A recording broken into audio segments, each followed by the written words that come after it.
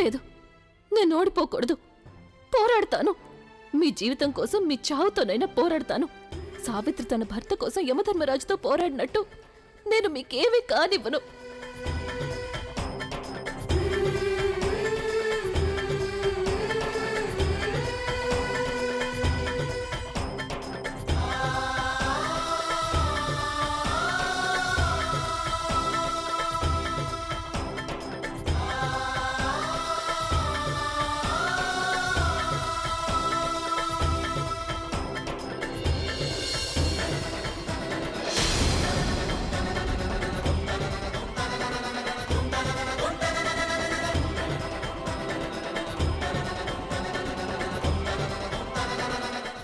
ఈ కుంకుమ నా సౌభాగ్యానికి గుర్తు. ఇది నా నుదుటను ఉన్నంత వరకు నా భర్తని నా నుండి ఎవ్వరూ దూరం చేయలేరు. నేనైనా బుల్లెట్ని తీయాల్సి ఉంటుంది.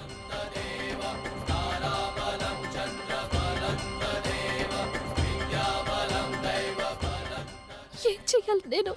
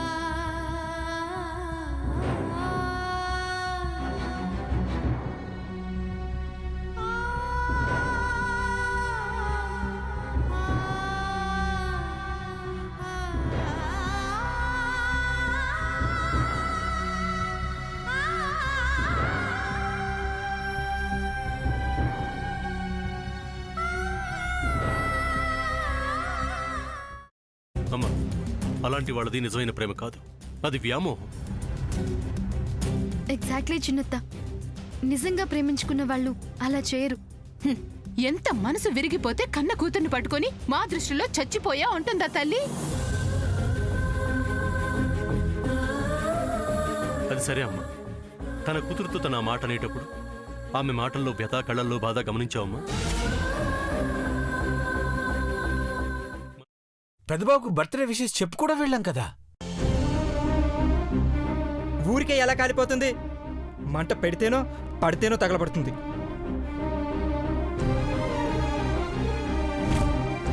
కరెక్ట్ చిన్నబాబు, నీకొచ్చినట్టే నాకు డౌట్ వచ్చింది. పార్వతే షర్టును తగలబెట్టిందనుకుంటా.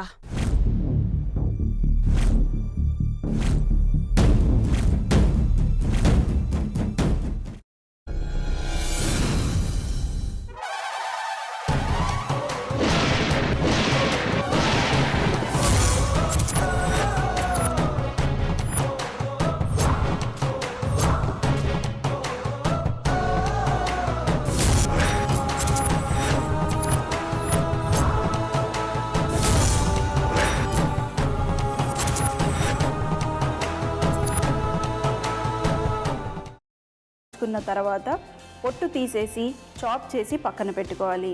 ఒక ప్యాన్లో కొద్దిగా నూనె వేడి చేసి అందులో ఆవాలు, మినప్పప్పు, శనగపప్పు, కరివేపాకు, సన్నగా తరిగి పెట్టుకున్న ఉల్లిపాయలు వేసుకుని 1 నిమిషం పాటు వేయించుకోవాలి. ఆ తర్వాత కాల్చి కట్ చేసి పెట్టుకున్న వంకాయని కూడా అందులో వేసుకుని బాగా మిక్స్ చేసి బౌల్లోకి ట్రాన్స్ఫర్ చేసుకుని అందులో తగినంత చిక్కటి పెరుగు లేదా పల్చటి పెరుగు వేసుకుని మిక్స్ చేసి అన్నంతో కానివ్వండి, చపాతీతో కానివ్వండి సర్వ్ చేసినా చాలా బాగుంటుంది.